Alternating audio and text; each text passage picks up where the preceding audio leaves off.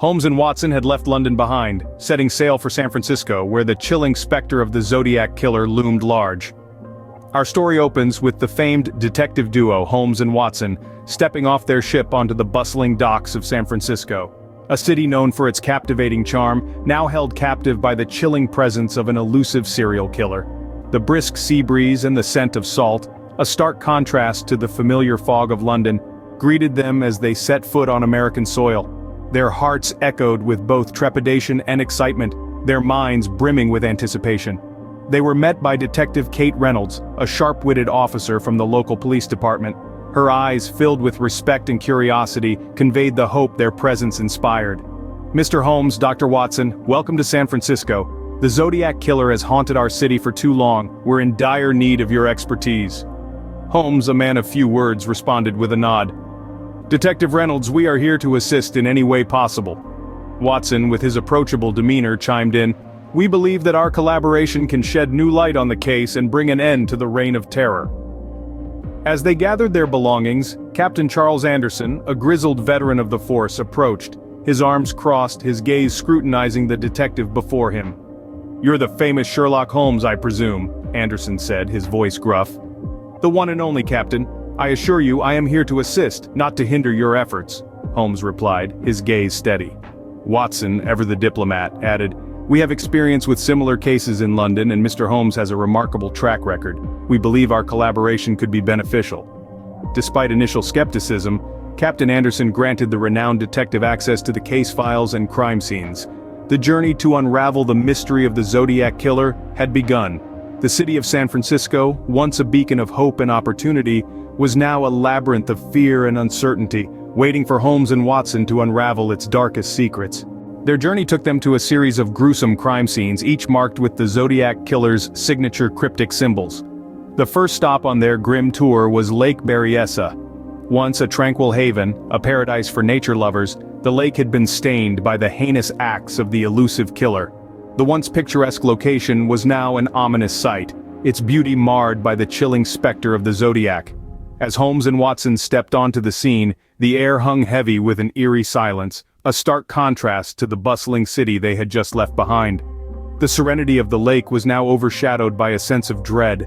The breathtaking panorama of the lake, the rolling hills and the clear blue sky all seemed to be holding their breath, bearing silent witness to the atrocities that had taken place. The crime scene itself was a chilling tableau. The grass was trampled, evidence of a struggle. A few yards away, a picnic blanket laid out in anticipation of a day of leisure, now a grim reminder of the day's horrific events. The items scattered around, a picnic basket, a pair of glasses, a woman's shoe, each told a tale of terror, of a day that had started with joy and ended in tragedy. Holmes, with his keen eye for detail, began to survey the scene. His gaze, sharp and penetrating, took in every detail, every anomaly. His mind, a whirlwind of thoughts, began piecing together the puzzle, the cryptic clues left behind by the Zodiac killer. Watson, meanwhile, took a step back, his physician's instincts kicking in.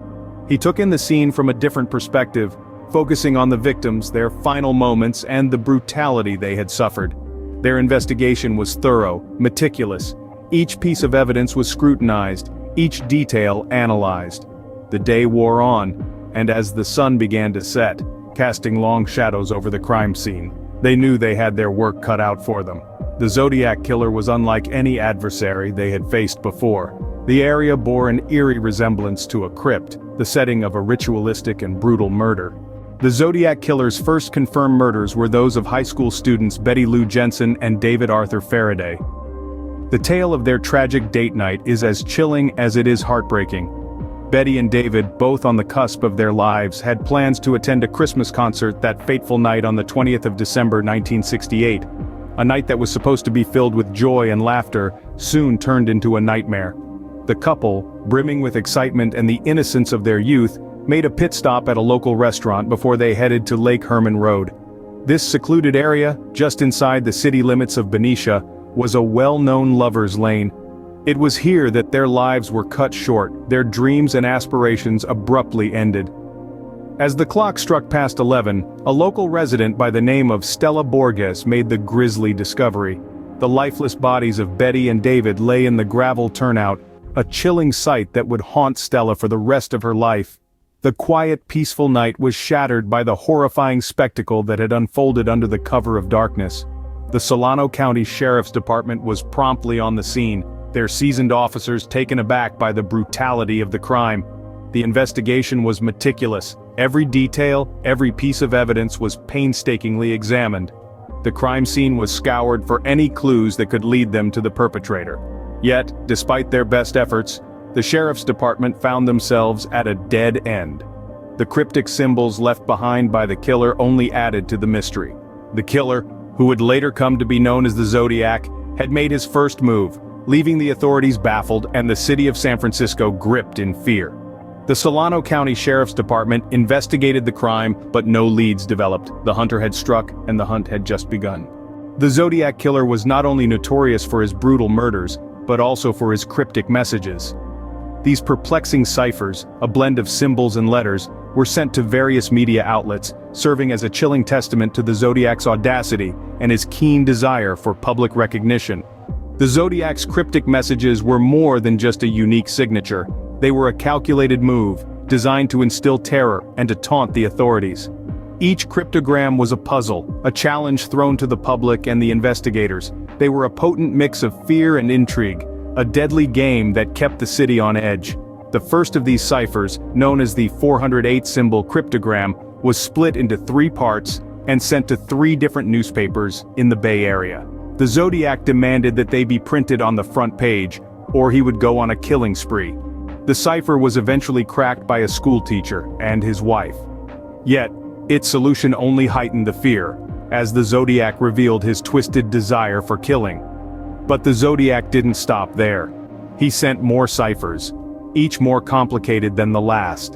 The 340-character cipher, sent in November of 1969, remained unsolved for over 50 years, defying the efforts of countless cryptographers and codebreakers. These cryptic messages were a stark reminder of the Zodiac's presence, a dark shadow that loomed over San Francisco. They were part of his psychological warfare, a way to assert control and maintain his reign of terror. But they also presented a unique challenge to investigators. These ciphers were a chance to catch the Zodiac, to find a clue that might lead to his identity. Every symbol, every letter was meticulously examined, every possible solution considered. Yet, the Zodiac's cryptograms remained largely unsolved, adding another layer to the mystery that surrounded this elusive killer. Despite the best efforts of cryptographers and detectives, the Zodiac's codes remained a baffling enigma. The Zodiac killer's cryptic messages continue to baffle and intrigue us, a chilling reminder of a case that remains to this day unsolved. Despite the passage of time, the Zodiac killer's identity remains a mystery. The case, with its enigmatic clues and cold trails, continues to perplex investigators. Numerous theories swirl around, each as tantalizing as the last, but the elusive truth remains just out of reach. Despite the decades that have passed, the specter of the Zodiac killer continues to haunt the city by the bay. On the brighter side, the arrival of Holmes and Watson has injected fresh momentum into this stalled investigation.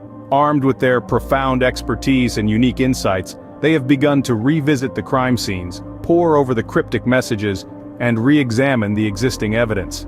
Their meticulous methods have already started to shed new light on the case, sparking hope for a resolution at last. With renewed determination, Holmes and Watson set out to unravel the mystery of the Zodiac killer.